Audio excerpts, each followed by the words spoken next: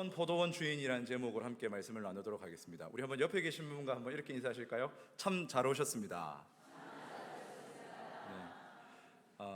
오늘 저희 분이엘에서는 총 출석 주일을 했습니다. 그래서 이제 교회에 이제 조금 관계에 외곽에 있던 친구들 또는 새 친구들을 초청하는 이제 잔치를 했는데, 그래서 오늘 분이엘 모임에서 제가 복음 설교를 했는데 좀 그 복음 설교 내용을 좀 더 보강해서 확장판 버전으로 이 시간 함께 복음이란 무엇인가에 대해서 우리 함께 좀 생각해 보도록 하겠습니다. 2016년이었습니다. 그 당시 남창한 전도사는 여자친구도 없고 학교도 괜히 휴학해가지고 어디 갈 데도 없고 시간은 남아들고, 그래서 어쩔 수 없이 편의점 알바를 하게 됐습니다. 지금 와서 생각해 보니까 나이 30 가까이 돼서 아들이 편의점 알바로 간다니까 저희 어머니는 얼마나 속이 타셨을까요? 그래도 어쩔 수가 없습니다. 편의점 알바라도 해야죠. 그래서 집 근처 편의점을 갔는데 2016년 그 당시 최저 시급이 6,030원이었습니다. 저는 당연히 야간이니까 더 주겠지라고 생각했는데 그 편의점 점장님께서 하신 얘기가 5,800원을 주겠다 이렇게 얘기하시더라고요. 저같이 이렇게 마음이 넓은 사람은 바로 계산을 합니다. 230원씩 빠지니까 하루에 12시간씩 20일 일하면 55,200원을 빼겠다는 말이구나. 근데 어떻게 합니까? 곰곰이 생각하다가, 근데 그 편의점의 장점이 뭐였냐면 집에서 걸어서 5분 거리였다는 거예요. 그래서 버스 타고 알바 다니느니 그 계산을 해보니까 차라리 5,800원 하는 게 낫겠다 싶어서 그냥 5,800원에 근로기준법을 어겨가면서 아르바이트를 했던 경험이 있습니다. 근데 이제 만약에 요즘 세상에 그런 일이 있었다면 아마 알바 다 하고 나서 노동청에 신고를 해서 남은 것뿐만 아니라 벌금도 다 받아냈을 겁니다. 자, 그런데 오늘 예수님의 이야기 속에도 이런 좀 불합리한 이상한 포도원 주인이 등장합니다. 하루에 12시간 일한 사람과 하루에 1시간 일한 사람의 품값을 똑같이 주는 포도원 주인이죠. 요즘 세상에 아마 하루 종일 포도원에서 일하고 똑같이 1시간과 12시간 똑같이 준다면 노동청에 바로 신고 들어갈 겁니다. 자, 그런데 예수님의 이 이야기가 중요한 것은 이 이야기를 통해서 우리는 하나님이 어떤 분인지를 알 수 있다는 겁니다. 자, 여러분, 하나님은 어떤 분이실까요? 예수님이 들려주는 포도원 이야기로 한번 같이 들어가 보도록 하겠습니다. 자, 오늘 본문은 예수님께서 하나님 나라가 어떤 곳인지를 가르쳐 주기 위해서 이제 재미있는 이야기를 시작하시는 대목입니다. 이야기는 이렇습니다. 어떤 포도원 주인이 있었습니다. 이 포도원에 품꾼을 쓸 일이 있어서 이제 이 주인이 이른 아침에 장터에 갔습니다. 당시 이 장터는, 시장은 인력사무소 같은 역할을 했습니다. 그러니까 아침 일찍 오전 6시 이전부터 일거리를 찾는 사람들이 거기에 이제 가득 모여 있었죠. 그래서 오전 6시에 가보니까 이제 품꾼들이 있어서 하루 품삯으로 한 데나리온을 약속하고 포도원에 들여보냈습니다. 자, 그런데 일꾼이 부족했던 걸까요? 포도원 주인은 3시간 뒤인 오전 9시에 다시 장터로 나갑니다. 그리고 일자리를 찾지 못해서 집에 가지는 못하고 계속 장터를 이렇게 맴돌고 있는, 성경 표현에 따르면 서서 놀고 있는 사람들을 찾아가서 일거리가 없냐? 그럼 내가 하루 품삯을 줄 테니까 우리 포도원 가서 일하자, 이렇게 해서 그 사람들 데리고 갑니다. 여기까지 이해가 됩니다. 그런데 문제는 그 다음입니다. 이 주인이 참 이상하게 행동합니다. 이미 일꾼을 2번이나 구했으니까 그날 쓸 일꾼은 충분할 텐데도 정오에 다시 장터로 나가서 일꾼들을 물색하고 다시 포도원으로 들여보냅니다. 그리고 또 다시 3시간 뒤에 오후 3시에 장터에 나가서 할 일 없는 사람들을 또 고용해서 포도원에 들여보냅니다. 하루 일당 요즘 이제 그 대학생들이 이제 육체 노동 하러 가면 하루에 한 15만 원 주거든요. 도대체 인건비로 얼마를 쓰는 걸까요? 자, 그런데 더 놀라운 점은 이 포도원 주인이 오후 5시에 또다시 장터에 나갑니다. 해가 뉘엿뉘엿 질 시간에 가서 거기 서 있는 사람들을 찾아갑니다. 그리고 아무도 하루 종일 품꾼으로 써주지 않았던, 반나절 품꾼으로도 써주지 않았던 그 사람들을 또 고용해서 포도원에 들여보냅니다. 그런데 문제가 뭐냐면 예수님 당시에 공식적인 퇴근 시간이 오후 6시였어요. 그러니까 오후 5시에 포도원에 들어간 사람들은 몇 시간 일하게 되는 겁니까? 1시간 일하게 되는 겁니다. 그러니까 오후 5시라는 시간은 그 조기 퇴근하는 시간이지. 성진 씨 오늘 좀 일찍 들어가 보세요, 이렇게 해서 기분 좋죠. 조기 퇴근하는 시간이지 품삯을 지불해야 될 일꾼을 고용할 시간은 절대 아니죠. 그런데 고용합니다. 좀 이상한 사람입니다. 어쨌든 날이 저물고 이제 일이 다 끝나서 약속된 품삯을 지불해야 될 시간이 됐습니다. 그래서 주인이 어떻게 하냐면 맨 나중에 오후 5시부터 일하러 온 사람, 딱 1시간만 일한 사람들을 먼저 품삯을 지불합니다. 그리고 한 데나리온을 온전하게 다 줍니다. 우리로 치면은 1시간 일하고 15만 원 일당을 다 받아가는 겁니다. 자, 그 모습을 보니까 앞에 서 있는 사람들이 가슴이 두근거리기 시작합니다. 1시간 일했는데 15만 원이라니, 3시간 일한 나는, 6시간 일한 나는. 그 중에서도 가장 설레하는 사람은 맨 처음 오전 6시부터 일했던 사람들이 기대감에 부풀어 있습니다. 와, 1시간에 한 데나리온, 12시간이면 12데나리온이네. 한 달 월급 다 벌었다, 이렇게 얘기하면서. 자, 그런데 정작 이제 마지막 사람, 이 6시부터 일한 사람들의 차례가 돌아오자 주인은 동일하게 한 데나리온의 품삯을 줍니다. 자, 그러자 먼저 온 사람들의 기분이 어땠을까요? 뭐 이런 사람이 다 있어라는 생각이 들었겠죠. 그래서 먼저 온 자들이 주인을 원망하기 시작합니다. 그래서 뭐라고 원망하냐면, 우리는 하루 종일 수고하고 더위를 견뎠는데 어떻게 1시간 일한 사람과 똑같이 대우할 수 있습니까? 자, 그러자 주인이 이렇게 답을 합니다. 우리 13절 말씀, 20장 13절 말씀 한번 같이 읽도록 하겠습니다. 주인이 그 중에 한 사람에게 대답하여 이르되,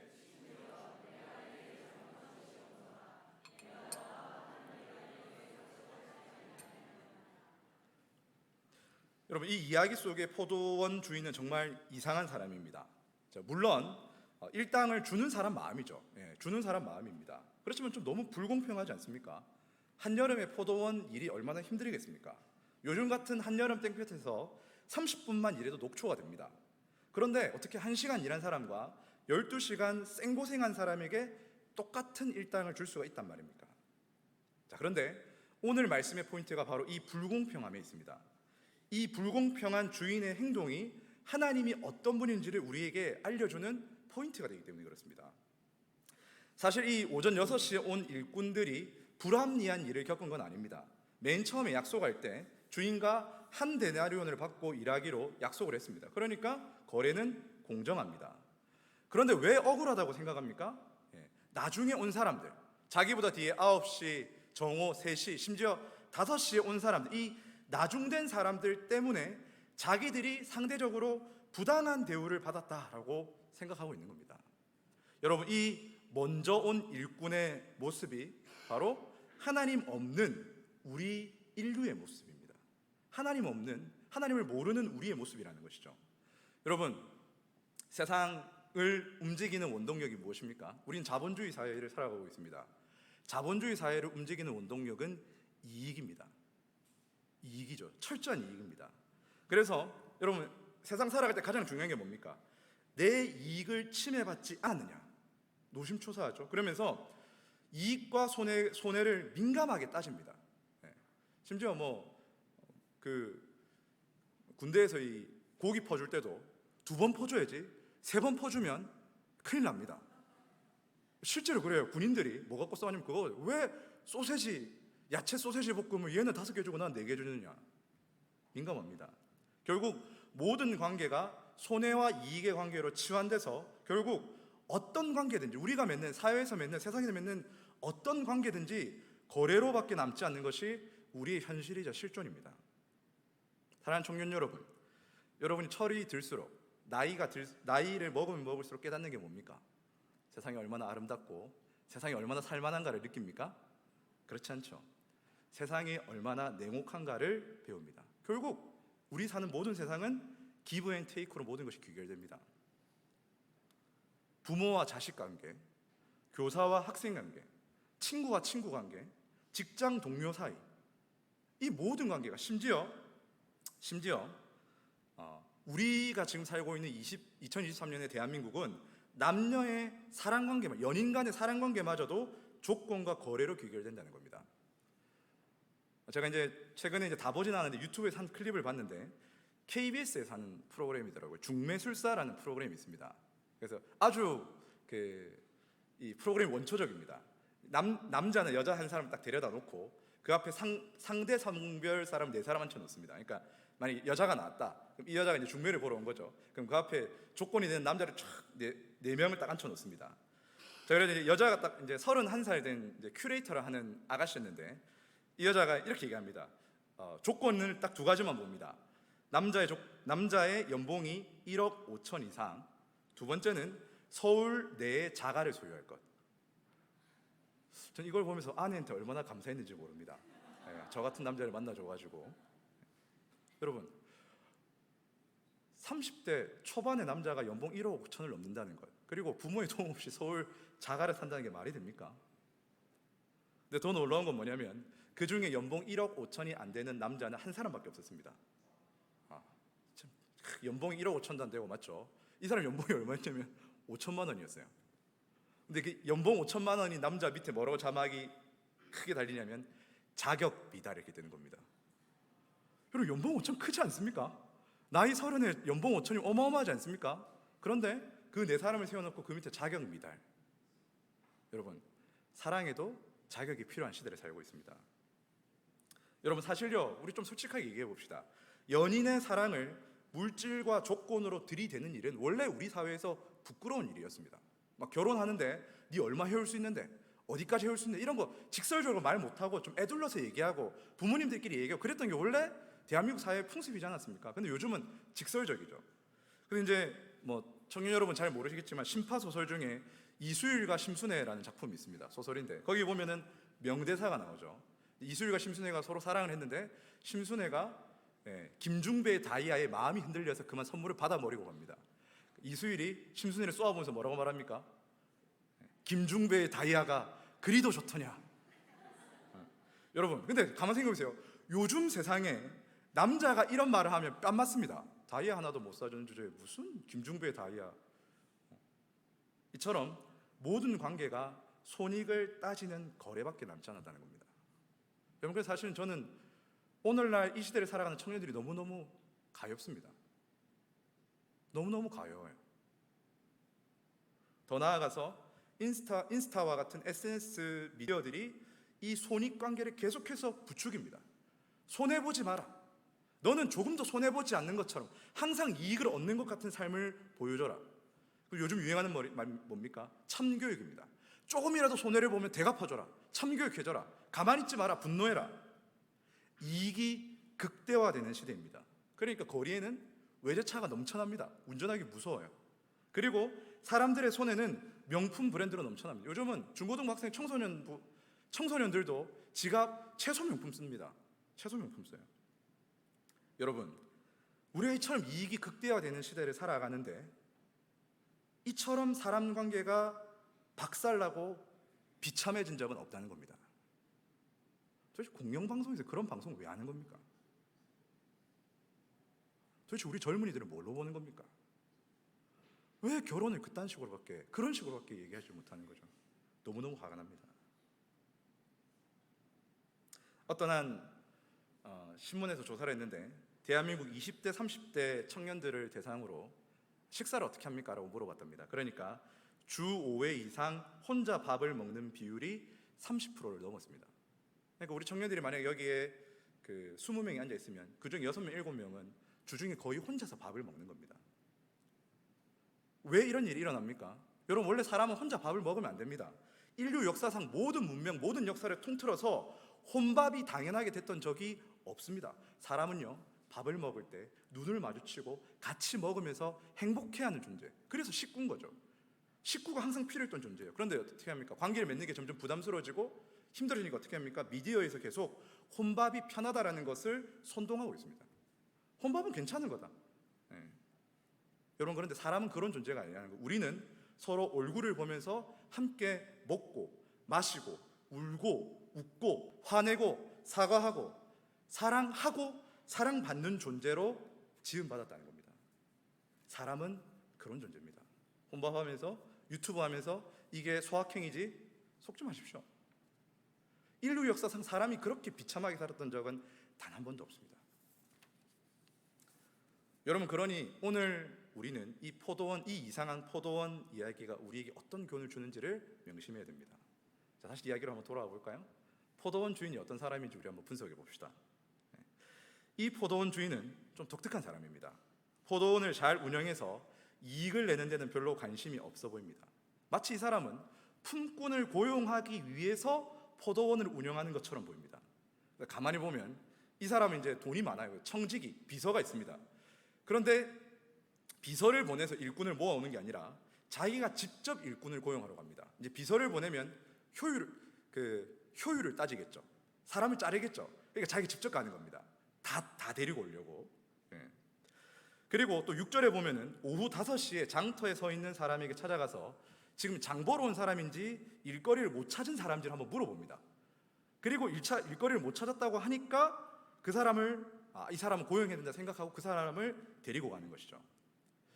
여러분, 만약에 포도원의 인건비를 이렇게 방만하게 운영한다면 이 포도원은 금방 망하게 될 겁니다. 자, 그런데도 재밌는 것은 주인은 포도원이 잘 되는 것은 별로 관심 없어 보이고 더 많은 사람을 고용해서 그 누구도 허탕치지 않고 하루를 행복하게 보내는 일에 포도원 주인의 관심은 거기에 있다는 겁니다. 여러분, 이 이상한 포도원 주인이 누구를 가리킬까요? 바로 기독교가 믿는 하나님이 이런 분이시라는 겁니다. 하나님은 인간의 도움이 필요 없으십니다. 인간의 재물이나 헌금에 굶주려 계신 분이 아닙니다. 좀 더 직설적으로 말하자면 하나님은 우리의 예배가 조금도 필요 없으신 분이십니다. 하나님은 온 우주 가운데서 가장 풍성하십니다. 가장 부요로우십니다. 가장 사랑으로 충만하신 분입니다. 그런데 우리는 어떻습니까? 이 오후 5시 일꾼처럼 우리를 품꾼으로 쓰는 이가 없습니다. 우리를 받아주는 사람이 없습니다. 우리는 내던져진 존재입니다라고 말할 수밖에 없는 비참한 존재들이죠.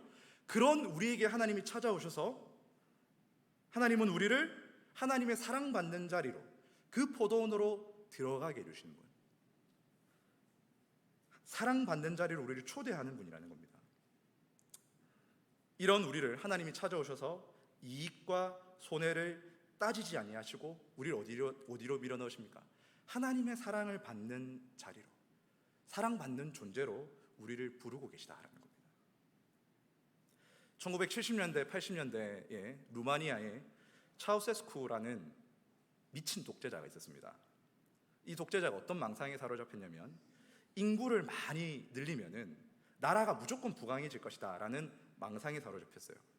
그래서 피임과 낙태를 금지시키고 가임 여성은 생애 동안 무조건 최소 4명 이상의 아이를 낳을 것을 강요했습니다. 끔찍한 정책이죠. 준비되지 않은 아이들이 막 태어나는 겁니다. 그러니까 키울 여력이 안 되니까 어떻게 합니까? 아이들을 길거리에 내다버리기 시작합니다.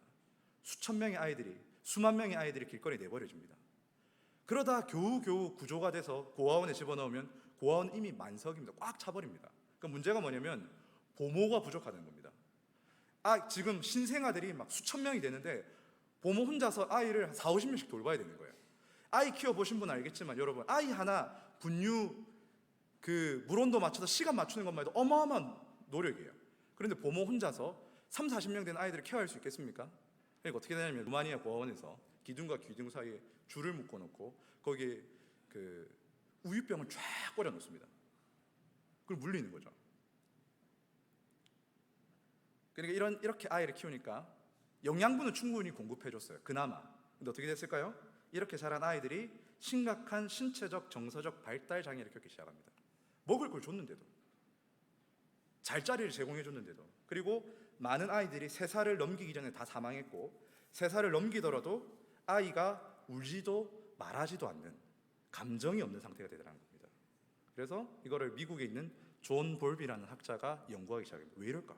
먹을 걸 다 줬는데, 재울 걸 다 재워줬는데, 기저귀 제때 갈아줬는데 왜 이럴까? 그러니까 비로소 우리가 깨달은 게 뭐냐면 사람에게는 애착이 필요하다는 겁니다. 여러분, 사람은 어떤 존재입니까? 사람은 무엇으로 삽니까? 빵으로 삽니까? 아니요. 사람은 반드시 사랑을 받아야 됩니다. 제가 출근할 때 아이들이 이제 가면은 도훈이 지호가 막 달려 나옵니다.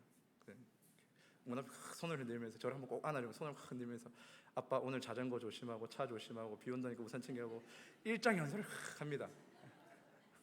바빠 죽겠는데도 다 들어줘야 돼요. 그리고 이제 퇴근하고 들어오면 이제 큰 놈은 이제 블럭 만든다고 시큰둥한데 둘째가 팍 달려와가지고 탁 안겨요. 그래서 아빠 보고 싶었어 이렇게 한마디 해줘요. 딸은 다릅니다. 딸은 달라요. 서로 이렇게 얼굴을 마주보고 스킨십하고 함께 울고 웃고 관계를 맺는 것. 사랑받고 사랑을 주는 이 관계야말로 사람을 사람 되게 한다는 겁니다. 사랑하는 성도 여러분, 그러니 하나님을 믿으시기 바랍니다. 종교 생활을 하라는 말이 아닙니다. 빠지지 않고 교회 오십시오. 새벽 예배에 빠지면 남목사가 카운팅합니다. 그런 유치한 얘기를 하고 싶은 게 아닙니다. 사랑의 근원이신 하나님, 그 하나님께 사랑을 받고 그 하나님을 예배와 찬양과 기도로 나도 사랑합니다라고 고백하는 그 복된 관계로 들어오시기 바랍니다. 여러분, 우리는 사랑받기 위해서, 사랑하기 위해서 지음받은 존재예요. 사람의 목적은 사랑이라고요. 제가 청년부를 하면서 참 신기한 점은 뭐냐면, 많은 청년들이 청년부로 옵니다. 이런저런 문제가 있죠. 그런데 이들이 사랑의 근원이신 하나님과 연결될 때 그들의 삶에 있었던 모든 관계들이, 그 문제가 있었던 관계들이 제자리로 돌아가는 걸 발견합니다. 부모님과의 관계, 연인과의 관계, 사회에서 크고 작은 모든 관계들이 하나님을 모를 때는 집요하게 이익과 손해를 따지는 그런 자리에 있었는데, 하나님과 연결되니까, 하나님께 사랑을 받으니까 어떻게 되냐면 사람 사는 모습으로 회복이 되더라고요. 그런 말씀을 이제 맺으려고 합니다. 제가 오늘 오전에 목사님 설교 말씀 들으면서 너무 이렇게 이사야 45장 말씀이 막 마음에 꽂혔습니다. 오늘 결론을 이 말씀으로 내고 싶은데, 하나님이 어떤 분인지를 너무 잘 보여줍니다. 이사야 45장 5절과 6절 말씀, 우리 자막 띄워주시면 우리 한번 천천히 한번 같이 읽도록 하겠습니다. 나는 여호와를, 나 외에 다른 이가 없나니 나밖에 신이 없느니라. 너는 나를 알지 못하였을지라도 나는 내 띠를 동일 것이요 해 뜨는 곳에서든지 지는 곳에서든지 나밖에 다른 이가 없는 줄을 알게 하리라. 나는 여호와라, 다른 이가 없느냐. 여러분, 여호와 하나님의 자신감이 느껴지십니까? 너는 나를 비록 몰랐을지라도 나는 너를 포기하지 않는다. 세상이 온통 주고받는 거 기브 앤 테이크밖에 남지 않더라도 나는 너를 사랑받는 존재로, 그 사랑을 받아서 이제 세상형의 풍성히 사랑을 나누어 줄 수 있는 그런 복된 존재가 되게 하겠다. 이 일은 나 여호와밖에는 하지 못한다. 여러분, 세상이 모든 관계를 거래로 귀결한다면 오직 하나님 한 분만 우리를 사랑의 자리로 부르십니다. 그 사랑이 지금 저와 여러분을 부르고 있는 겁니다. 여러분, 그러니